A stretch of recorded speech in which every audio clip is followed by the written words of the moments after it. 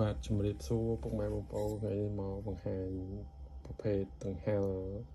ដាក់ចង្ក្រានប្រេងបាទមានຂະຫນាតទូចຂະຫນាត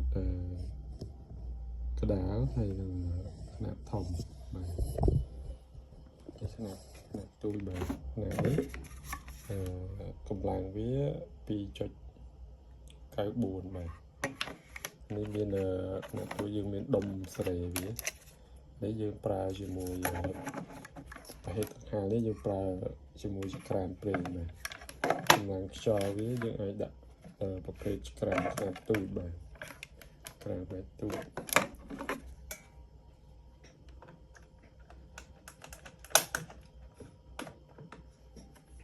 បាទកម្លាំងខ្យល់វាបាទ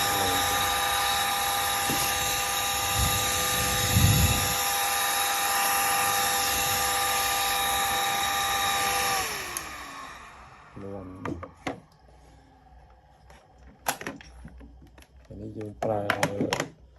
ចង្ក្រានខ្នាតទូចហើយចំពោះមួយនេះវិញបាទមួយនេះវិញ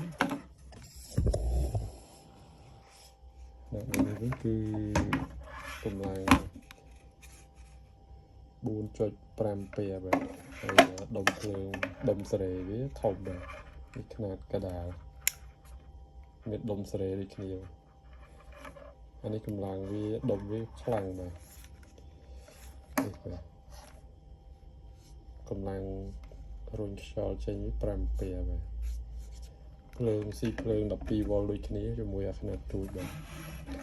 មកបងប្អូនមានតម្រូវការចង់បានប្រភេទទឹកហាលយកទៅដាក់ចង្ក្រានប្រេងគឺខាងយើងមានលក់បាទមានຂະຫນាតតូចຂະຫນាតកណ្ដាលຂະຫນាតធំបាទមកបងប្អូនមានតម្រូវការអាចទៅបានបាទនេះកម្លាំងຂະຫນាតខະຫນាតធំបាទឡើងវានេះបាទ80 វ៉ាត់បាទ80 វ៉ាត់ខ្យល់ខ្លាំងសម្រាប់ចង្ក្រានធំមានដុំសេរីដូចគ្នាដុំសេរីដូចគ្នាបាទម៉ែបងប្អូនមានតម្រូវការអាចទាក់ទងមកបានបាទលេខទូរស័ព្ទនៅលើ screen ទូរស័ព្ទនៅលើវីដេអូបាទមានបាទអាចទាក់ទងមកបានតាម Telegram បាទអរគុណច្រើនជំរាបលាពុកម៉ែបងប្អូន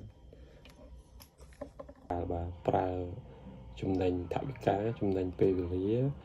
កាត់បន្ថយហានិភ័យខ្ពស់បាទភ្លើងខៀវស្អាតបាទຂະຫນាតកដាលបាទ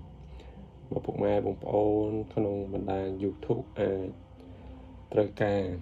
ក៏ប្រើចង្ក្រានប្រេងអាចទាក់ទងមកតាមលេខទូរស័ព្ទនៅលើកញ្ចក់អេក្រង់បានបាទនៅលើវីដេអូនេះបានបាទភ្លើងខៀវស្អាតបាទធានាមិនខ្មៅឆ្នាំងបាទធានាបាទអរគុណច្រើនជំរាបលា